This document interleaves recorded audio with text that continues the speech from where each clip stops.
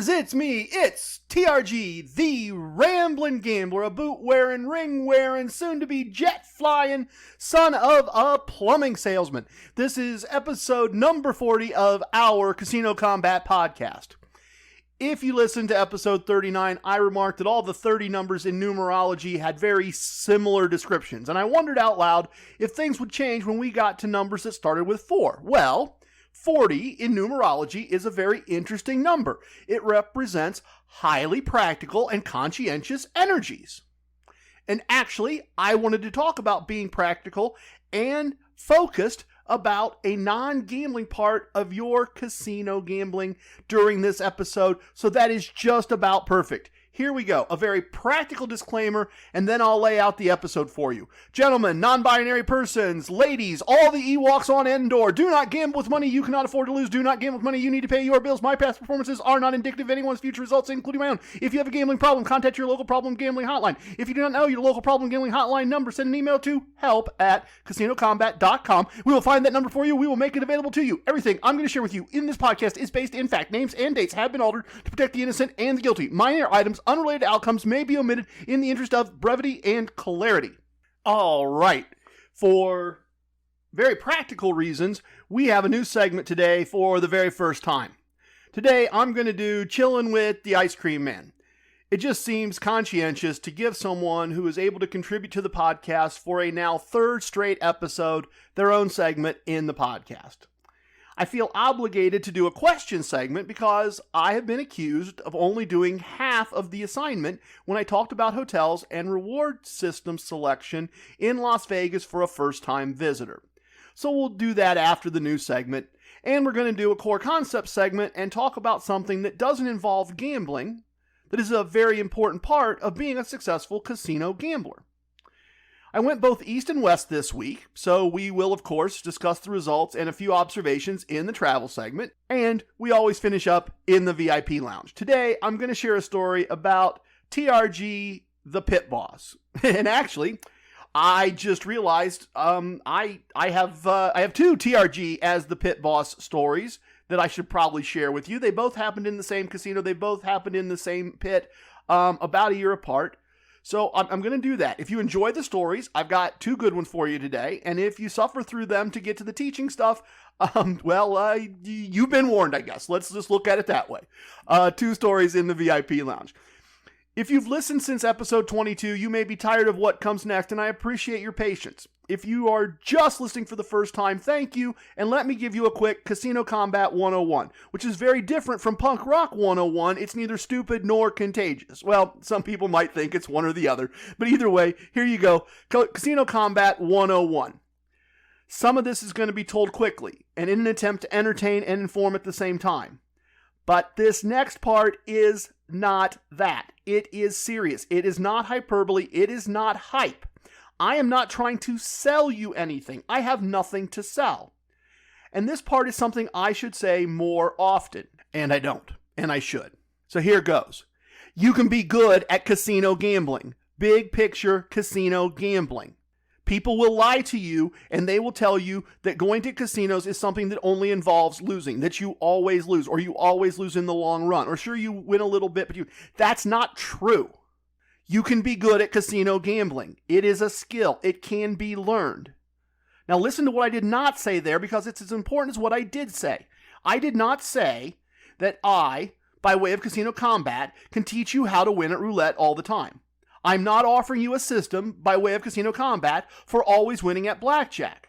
What I did say is that you can learn to be good at casino gambling. Being good at casino gambling is about more than being good at a specific casino gambling game. I mean, that helps. It helps to be good at a specific game. You need to do that. But Casino Kombat is about understanding and exploiting how casinos work for fun and profit in the big picture. It's about living part of your life as a casino gambler, having fun, and usually making money at the end of the month. That's what this podcast attempts to teach, examine, and talk about. Okay, now the quick parts. We spell lots of things with a K. It was cheaper to produce the podcast that way. I'll remind you of that from time to time, probably more than you want to be reminded. There are games hidden in the podcast. They are explained in episode 22. There are prizes. There have been winners. I just met with one of them this weekend. Wonderful person. Slot machines should not be part of Casino Combat, but I kept winning money playing certain machines a certain way, and so did other people in my life. So I wrote it all down as an ebook. You are welcome to download it for free. If you would like a copy, send an email to me, trg@casinocombat.com, spell combat with a K, and put 2 words in the subject line. Slot, S-L-O-T, then a space, tactics, T-A-C-T-I-C-S.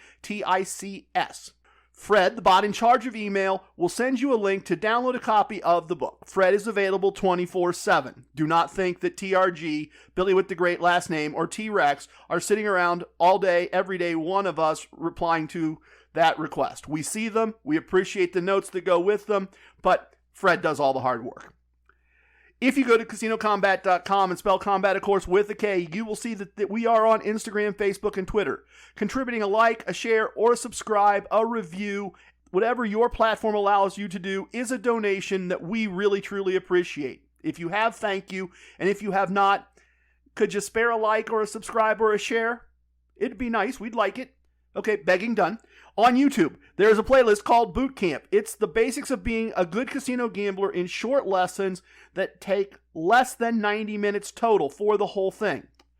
There you have it, a practical guide to the rest of this episode of our podcast, as well as Casino Combat 101 for any new friends just joining us. So here we go, the first ever Chillin' with the Ice Kream Man segment of Casino Combat.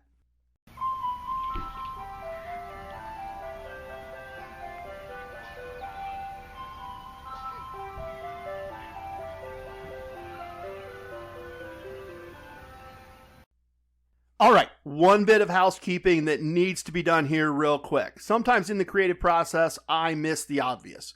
Last week, I referred to Ice Kream Man as ICM a couple times. I'm going to retcon that right now, today. Clearly, Ice Kream Man needs to be IKM, not ICM. And that's what we're going to roll with going forward. And if you don't recall, or you're just catching us for the first time, IKM, the Ice Kream Man, works in the casino industry in St. Louis, US of A. So he has experience that way. He owns an ice cream store. He's been a floor boss. He's been a dealer. He is a gambler. He is a card counter. Just a great all-around resource. He found the podcast, decided to go all the way back to the beginning and listen to it all the way through and really understand it.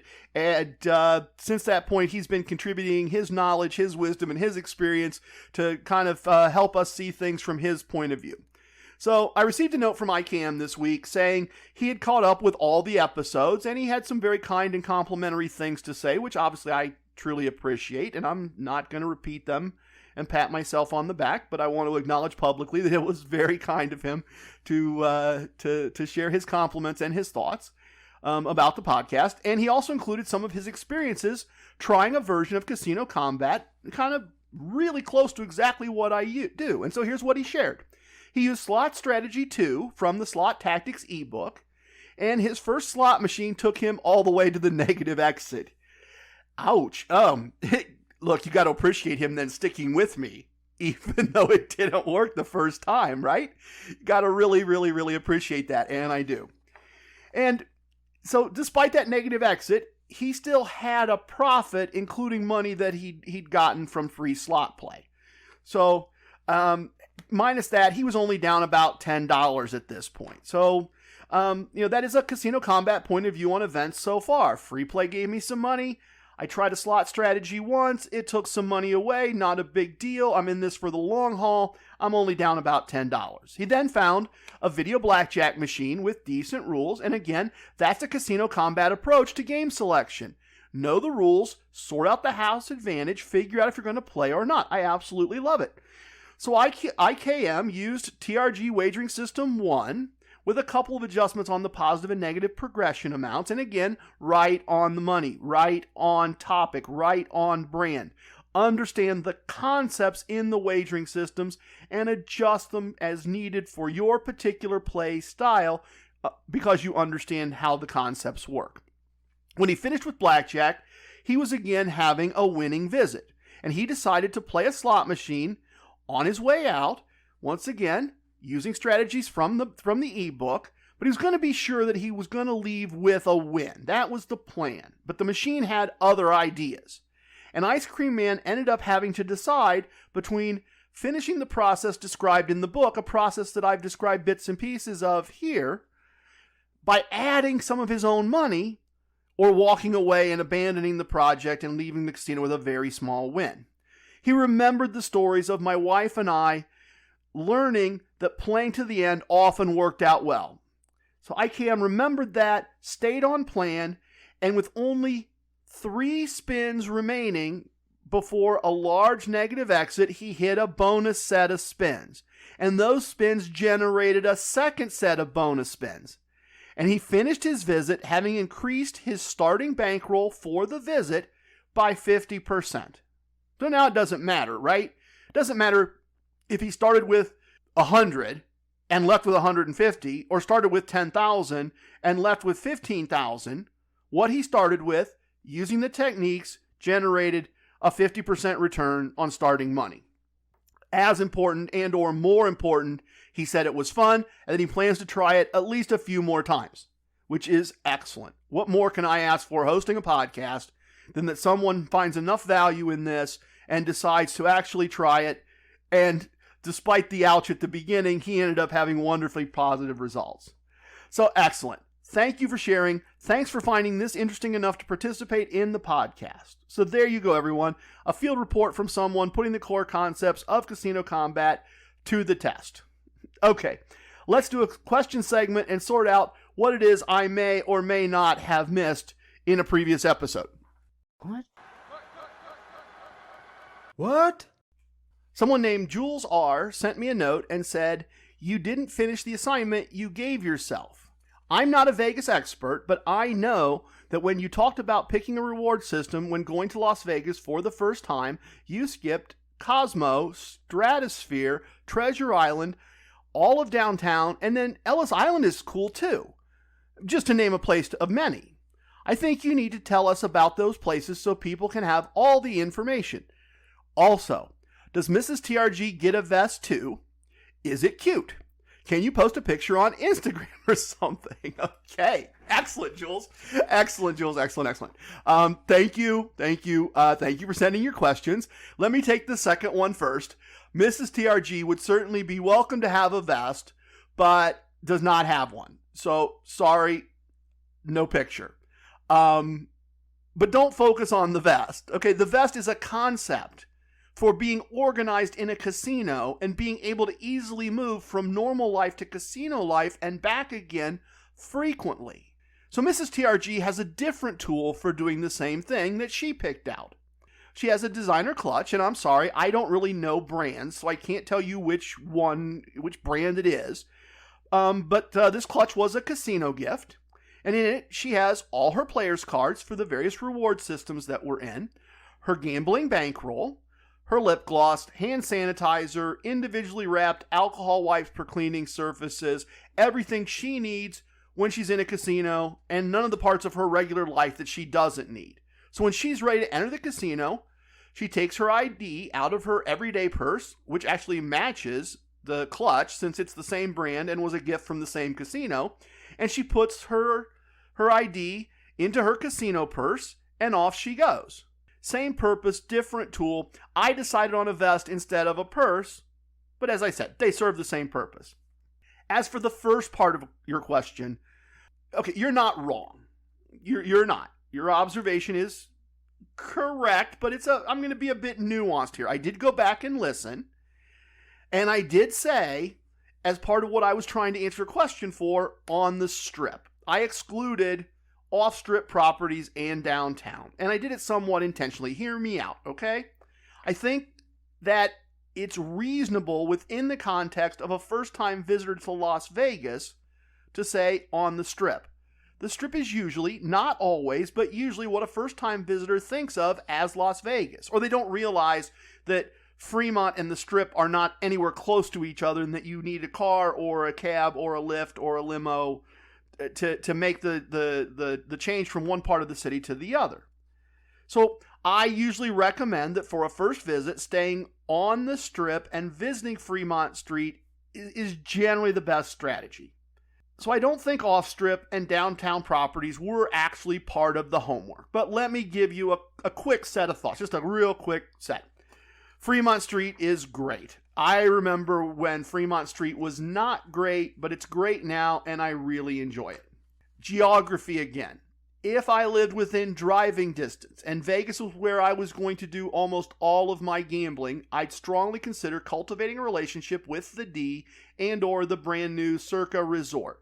And they're part of the same reward system, so as a pair, they have a lot to offer. There's actually a third. I'm going to say Golden Gate. Don't hold me to that. I didn't look it up. There's actually a third property in that system. They call their reward system the One, and they have a lot to offer, as I said.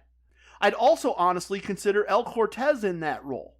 It's just far enough down Fremont from the Fremont Street experience to be a little quieter, just a little more out of the noise. You can get to the noise when you want it, but it's noise optional, I guess. And they've been doing a big remodel. Everything I've seen is nice. Pictures I've seen of real people taking pictures of real rooms. The rooms look like they were redone nicely. I'd certainly consider El Cortez. I'd certainly give them a decent amount of action for a month or two and see what the comps looked like. That would certainly be something I'd consider. But if we are picking based on geography, and that was kind of the original premise of the original homework, we said it was homework? Okay, didn't finish the assignment. It's a relatively small pool of people that can drive into Las Vegas or have the means to fly in regularly. But having said that, I got a chance, as I said, to meet with and find out more about Master of Details this week, and the D and Circa. And I wrote this part well before I actually met him, so this is, kind of add-on thinking.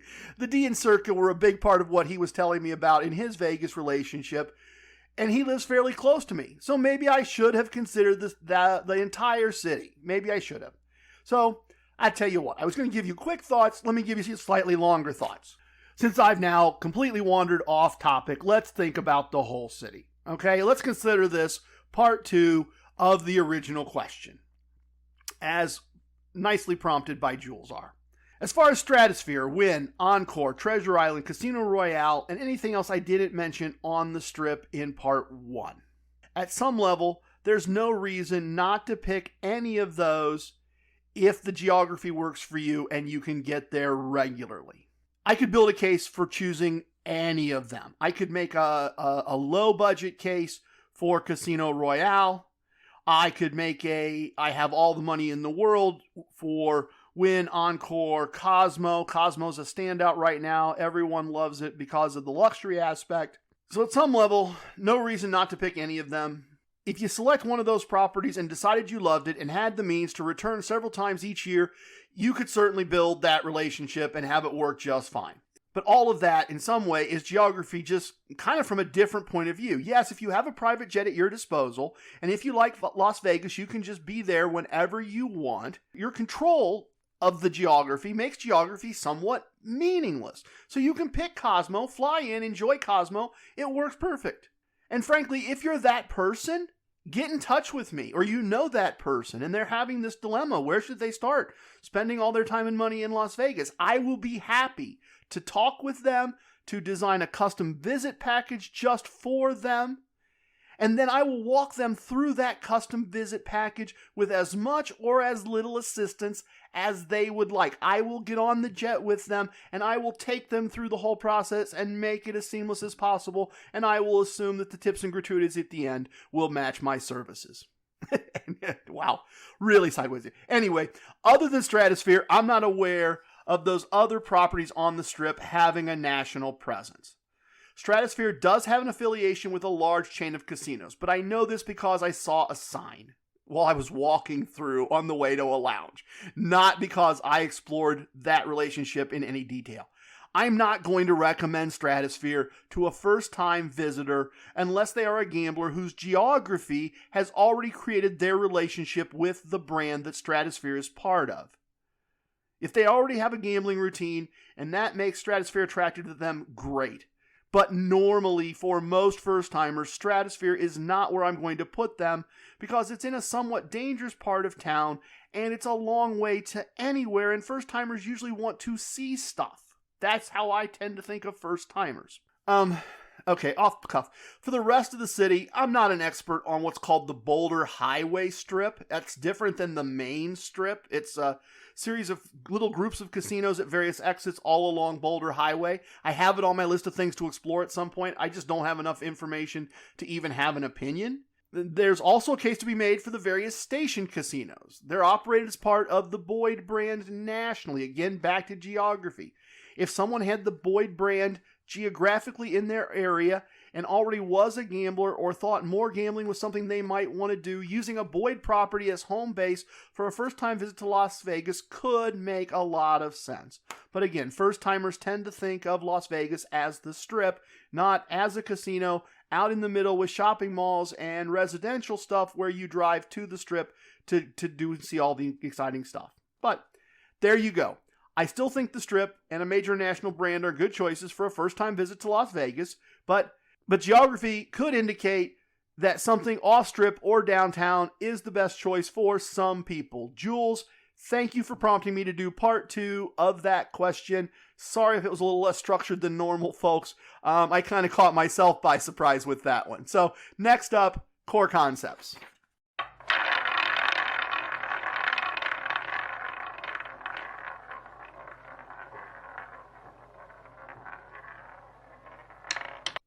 Clearly, if I think picking a reward system for a first-time Las Vegas visit based on geography is important, then obviously reward systems must be a really important part of casino combat. And it is. It's a very important part of the core concepts. The very core concept of have and use a player's card is a tag that holds that whole part of the extreme couponing. I've referred to it that way before in the past. Extreme couponing, extreme casinoing. I like that term. That has to be part of being good at casino gambling. I talk about it, and I can't talk about it enough. Being good at the reward side of this is something I talk about a lot because that's where casinos will make sure you win, even if once in a while they collect a little money from you at a slot machine or a table game. This is a very practical aspect of what I talk about and do. So today, I wanted to talk about really understanding a reward system in at least some level of detail. And that can get a little tricky. I'm kind of going through this myself right now. I'm building my relationship with MGM for the first time in any meaningful way. So I've been reading various things that Billy with the great last name sends me from some Facebook groups that he's in, and learning some of the most intricate details of how MGM rewards work. And I'm not sure I actually wanted to understand it in this much detail, but I'm learning. And let me give you an example of perhaps knowing too much. In one group, there was discussion about Shake Shack, which is a restaurant, and there are some of them in some MGM casinos in Las Vegas. And the restaurant takes reward credits as payment. That's the imaginary money the casinos give you. But they take $2 worth of imaginary money for every $1 that you actually spent. So basically, everything costs double from a points point of view. But members of the reward system and of this Facebook group understand how this all works so well that they advise newbies, like me in this case, to pay Shake Shack in cash and get a receipt, and then take the receipt to the rewards desk, and they reimburse you the price that you paid in cash, and then they take the points from your account to make up for the cash on a 1-for-1, not 2-for-1 basis. That's understanding a reward system in minute detail. And I'm not saying you need to do that. Okay, you can get away with not extreme casinoing all the way to that degree of knowing the Shake Shack rules. But you should review each reward system you are part of a couple times a year and make sure that you are getting all of the benefits that you're supposed to get, and make sure that you understand the system. If you don't, it's easy when you change levels, when you level up, it's easy to miss bonus dinners, extra gift giveaways, things that are unique to each level. Or there may be benefits like room upgrades that need to be asked for at check-in. Some properties are very good about reminding you. Others, not so much. Casino Wisdom number 81 teaches us to ABC, always be casinoing. And studying the reward system you operate in is an aspect of casinoing, even when you're not in the casino. Also, Since I'm on the topic of reward systems and understanding that, I think for some people, there is a confusion around tier levels and comps. In some reward systems, you can earn tier levels in ways other than gambling. For instance, you can shop and spend your way to an upper tier in some systems, and you've never gambled a dime. And some people do. But generally, unless you really, and I'm not sure how big this number is, really spend, you're not going to get much in the way of comps. I've never talked to anybody who does. And I say talk in the sense of, or seen it posted online or anything of that nature.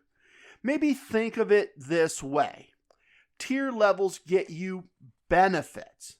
No lines at the restaurant, discounts on purposes, free valet parking, VIP check-in, maybe limo service, a nice gift once a month, free show tickets. Those are general benefits given to anyone at the correct tier level, regardless of how they reach that tier.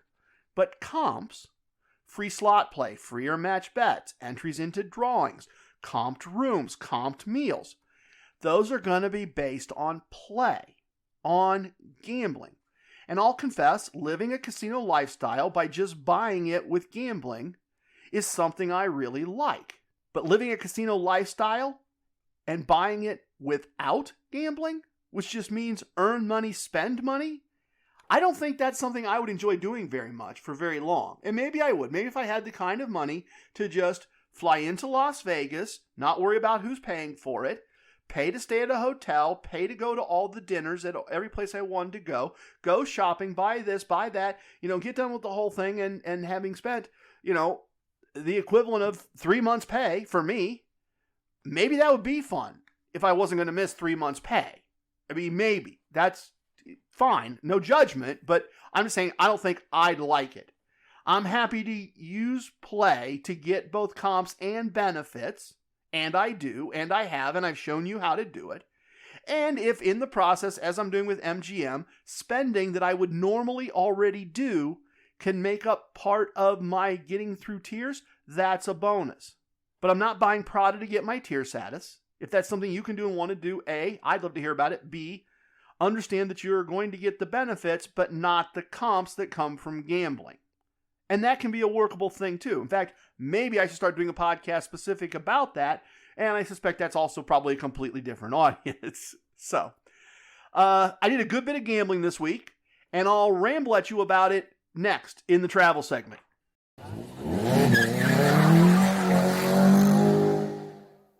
A very busy week this week, somewhat to my surprise, and that means a lot of results.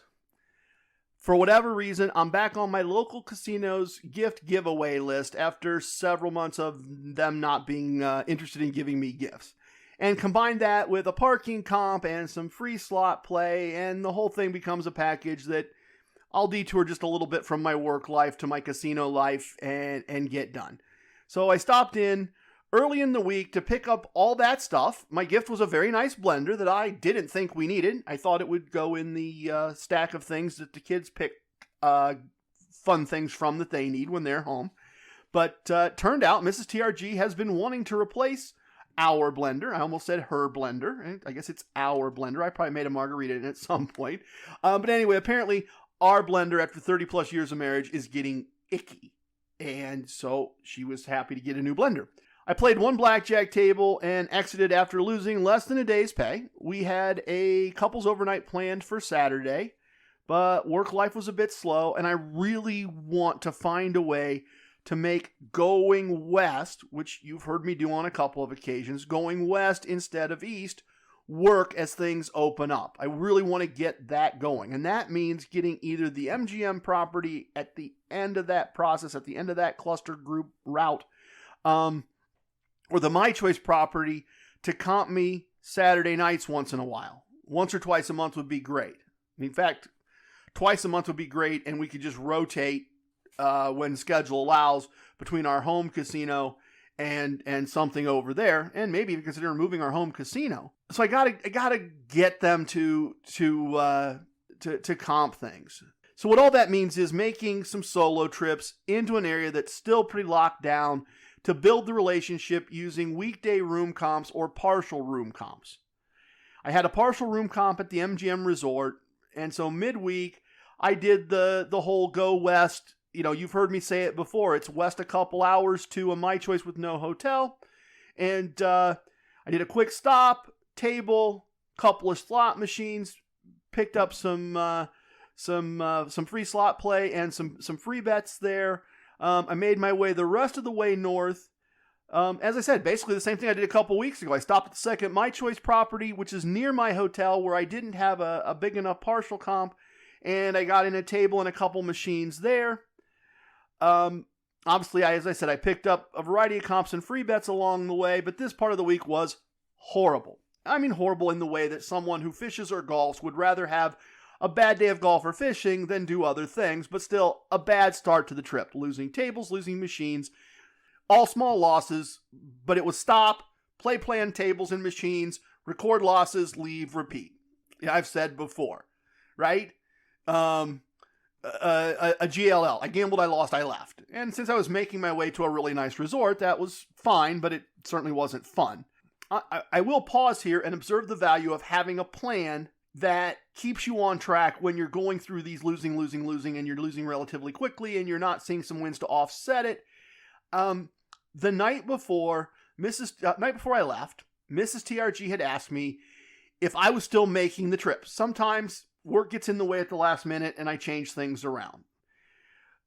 So I confirmed that I was making the trip, and I laid out the plan for her in terms of travel schedule, machines, and tables, so that when she was looking at the app, as I reported results, she'd kind of have a sense of what the plan was and what was going on. So the next part of the plan at this point, after 2 losing locations and multiple losing machines and multiple losing tables, the next part of the plan was multiple tables at the MGM property, a machine or 2, and an effort to maximize points as much as possible. An example of that was, rather than having a couple drinks in my room, I found a reason to have a couple drinks at the bar, which obviously cost more money, but I charge those drinks to the room, and that means, once again, I need to know my reward system better. I think it's either 5 or 15 times tier credits for the amount of money I spent on their property. And of course, I charged that all to their credit card to get as much benefit as possible. That's what I mean by saying get as many points as possible.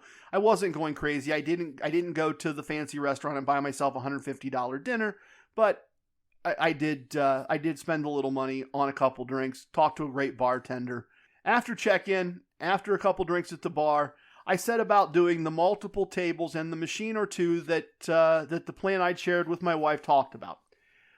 And during the evening, a couple interesting things happened. I'm not going to go through table by table because you're going to hear, oh, I gambled at this table and I won this little fraction of a day's pay. And then I gambled at this table and I lost a smaller fraction of a day's pay.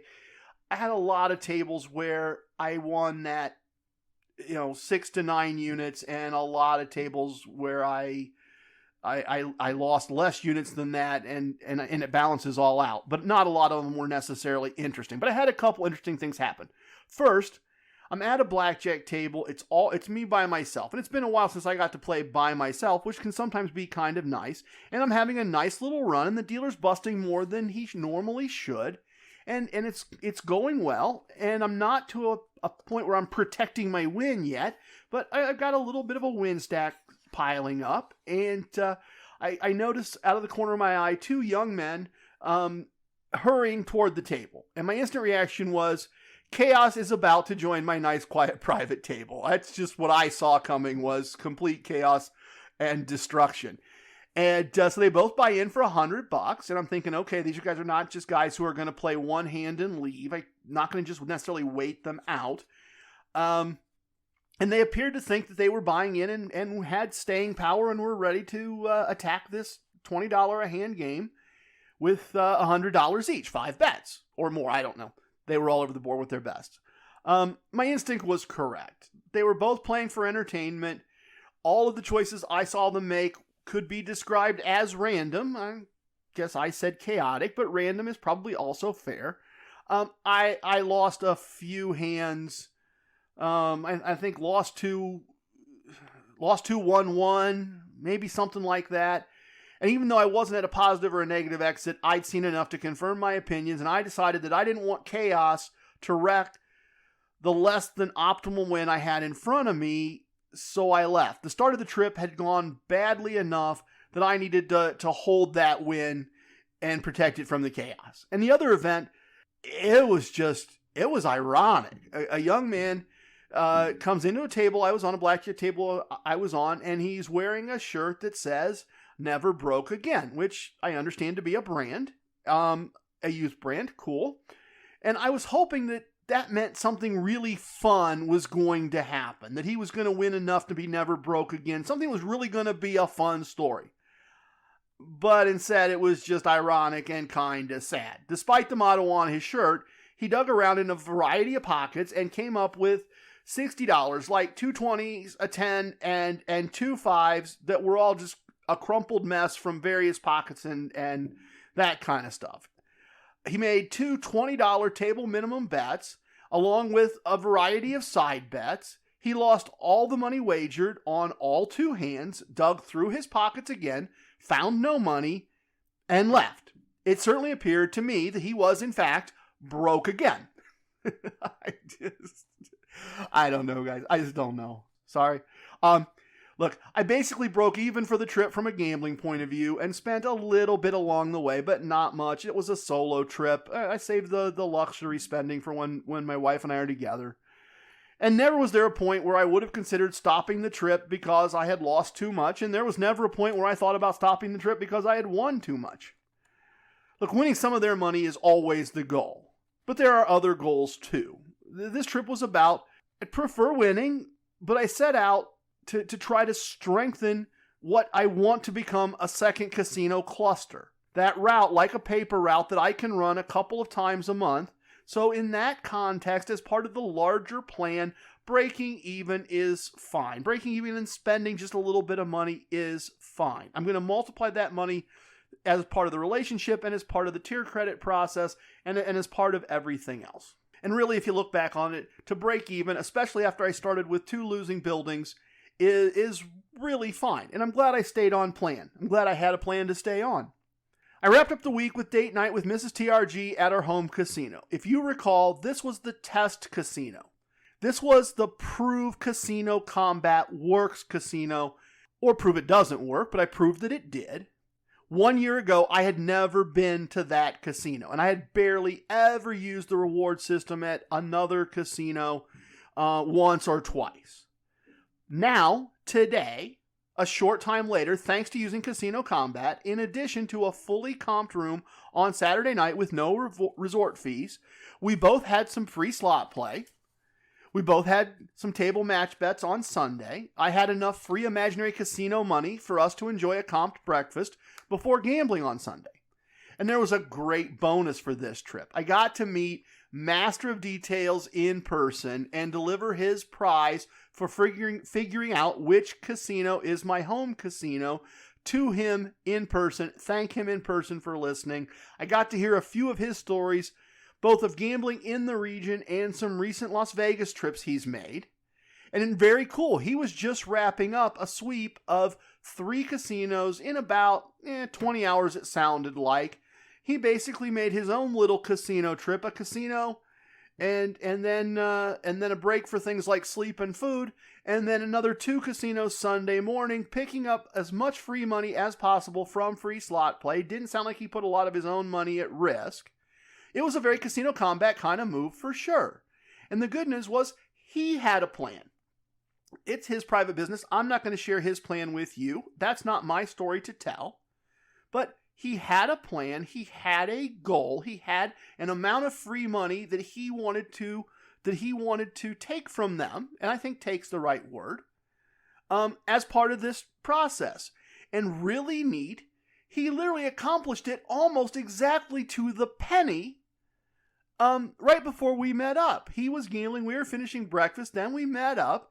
And it was so neat that he was able to share his plan and then tell us he accomplished the goal of that plan right before we got to meet him. So that was very fun.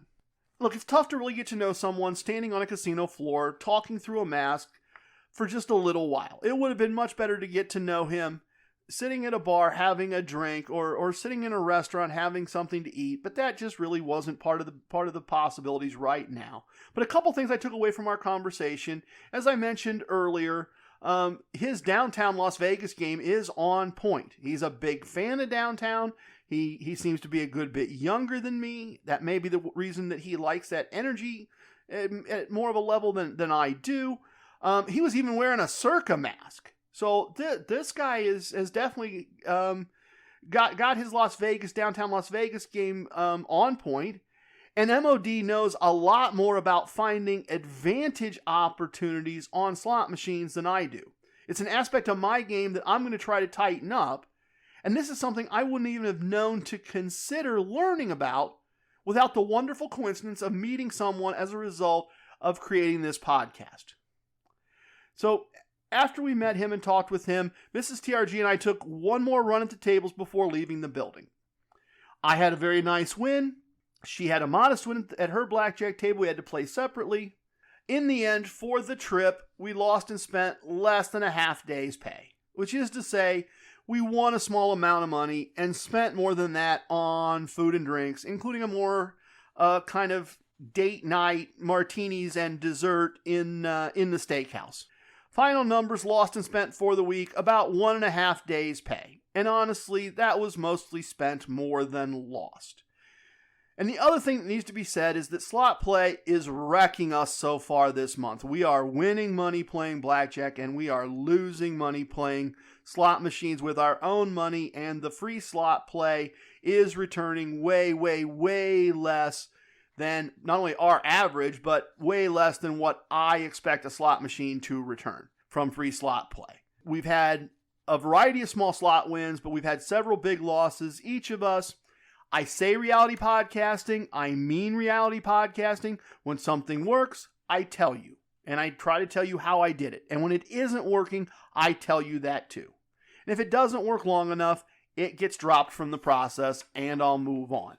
But we're certainly not there yet, by any stretch of the imagination. We haven't even finished the month yet. This could all turn around on the slot machine side with each of us having one nice win. So we will obviously see how that goes over the next couple of weeks. That's it for the travel this week.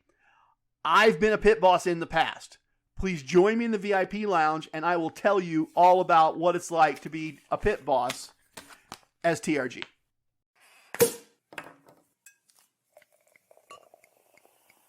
Oh, a little bit of the bubbly.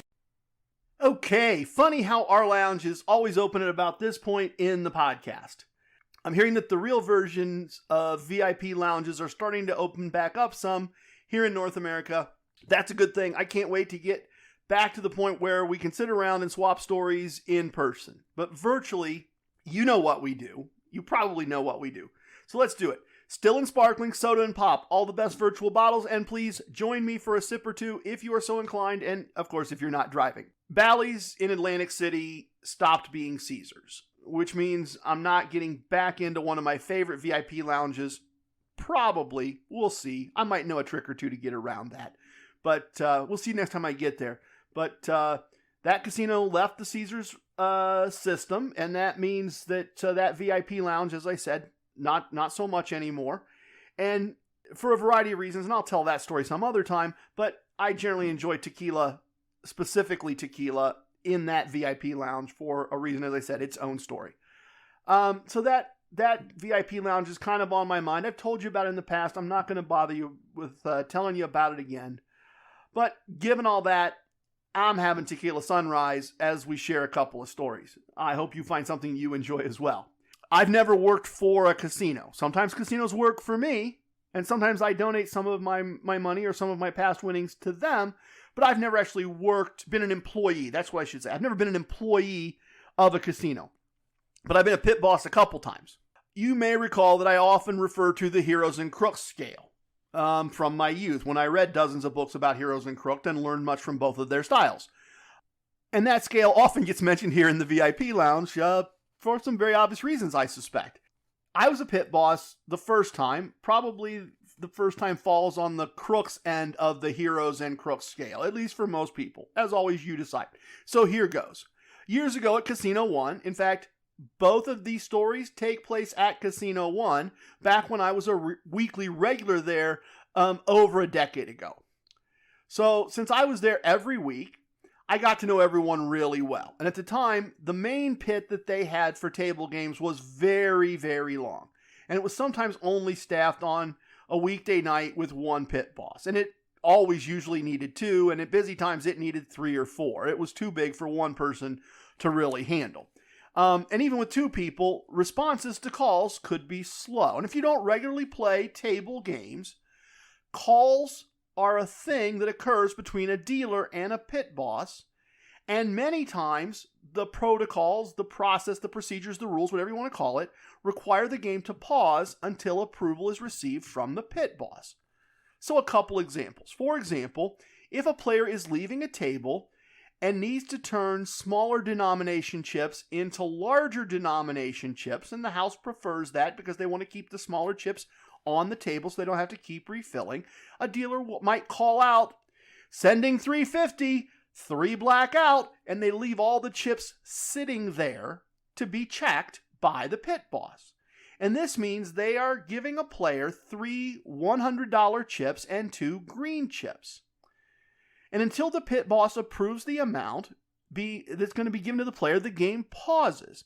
And sometimes the pit boss looks from a distance and approves it, and sometimes they come over and actually physically check the chips. It depends. But until that approval is given, as I said, the game pauses. So if a player has a black chip, another example, and they come up to the table and they want all red chips because it's a $10 table, and they're not going to bet the black chip, they need smaller chips, then the dealer would call out, check change 100, 1 black in, and then a pause until the pit boss approves the transaction. So I'm playing blackjack, and there's a friend of mine, a buddy, a person I know. I mean, not like a person I'd call to pick me up if I got arrested, but a friend I know. And he's at the next table to me, and the pit boss is overworked. And it's a pit boss I know, and he has a louder and somewhat distinctive booming voice, so it's obviously missing. And during a break, the friend tells me that the calls are taking forever, and it's really slowing things down. And I said, I know, I noticed it too. I absolutely agree. I really didn't intend at that moment for this to evolve the way it did, but it did evolve. And I think it's safe to say that TRG had probably had a cocktail at this point. He was not going to be driving. He had a copped hotel room. So the next time a call occurred at my buddy's table, I made sure that, I blocked my mouth with my elbow or the back of my hand or the back of my fist, and I completed the call myself. Go ahead, send it! Apparently my impression was close enough to the pit boss that the transaction happened, and my friend's cracking up. It happened again from a different part of the pit. I did it again. It worked again, and again, and again. And I was careful never to respond to my own table when the dealer might catch on, and I always waited until an annoyed dealer made a second repeat call in case the real boss answered the first call. But I probably just guessed him, and obviously I probably approved at least a third of the transactions in the pit for at least 30 minutes until the pit boss went on break and was replaced by a younger female pit boss, and I was not going to try to duplicate her voice. My friend was convinced that at least his dealer and maybe one other knew what was going on, but it was making their job easier, so they just didn't say anything, which I think is hysterical. Hopefully, no harm, no foul on this one, but somewhat unintentionally, a bit of a crook move there maybe on my part. But the second time was more legit, completely more legit. I was really technically a deputy pit boss for about 20 minutes. Here's the setup on this one. Same pit, same situation, one pit boss just isn't enough. I'm sitting at the first position at a blackjack table, which means another table is right behind my shoulder. And when a dealer rotates into this table behind me, I notice he has a shadow. A shadow is an experienced dealer that follows a new dealer and helps them with procedure and makes sure that any mistakes get corrected. It's not uncommon, but it's not something you see every visit, so I noticed it. Well, the dealer in training is calling out every single transaction. I mean, all the way down to things like check change $5.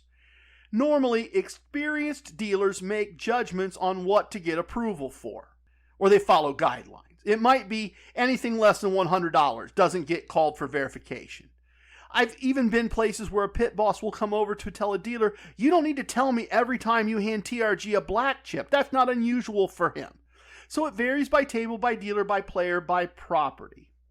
Well, logically, our beginning dealer is dealing to a very low limit table, like a $5 minimum, I think. And he is calling someone turning 3 red chips and 10 white chips into 1 green chip and waiting for a response. Really, really low level stuff. And he's driving Rosa, the pit boss, crazy because she is very busy with much more complicated things than $25 check change. And then to compound things, the shadow dealer tells Rosa that he's not had a break in 180 minutes, and that's more than what's allowed in the contract. And then he kind of shrugs and says, I'm sorry, I really need a break. So he really wasn't trying to be a jerk. He just really needed a break. We can apply our own standards to that. So she sends him on break, and now the new dealer is even more nervous, and he's calling out things that don't even need approval, like just paying the normal bet. He's calling, paying $10, 2 red, and he's waiting. And the players are going, come on, come on, come on. And he's waiting. And so Rosa comes over and she tells him he doesn't need to call out every little thing. And the dealer in training replies that he really, really needs this job. And he was told if he didn't call out everything during this audition, he wouldn't get the job. So now Rosa's in a tough spot. She doesn't have time to deal with all the calls, and she doesn't have time to try to convince him to call less. I'd known Rosa for several years at this point. I saw her almost all the time, almost every week. But I never ever saw this coming. Thinking on her feet, she says to the dealer, James, this is TRG. He's very good at blackjack and understands casino procedure. TRG, this is James. He's a new dealer and learning casino procedure. James, TRG will answer all the calls. Do what he says. TRG, keep an eye on him. Don't send any black chips and don't send anything larger than $200. Look, I of course said, no problem. I got this for you. I got you. No big deal. And at this point, my dealer at my table, the next detail over, says, hey, Rosa, me too, please? And Rosa says, sure, that's fine. TRG, take care of him too. Thanks, TRG. So for about the next 20 minutes, I was the pit boss for those 2 tables. Since the $5 table was getting a lot of players coming in and coming out, a lot of people were amused and or confused when another player, clearly gambling, was acting as a pit boss. I had a blast. I was happy to help Rosa. Certainly, I think I'm closer to the hero side of the scale on this one than in the first one. I think so. Once again, I'll let you pick. Hopefully, you found some of all this to be practical and conscientious. I think there's a lot of practical advice in the course of this episode.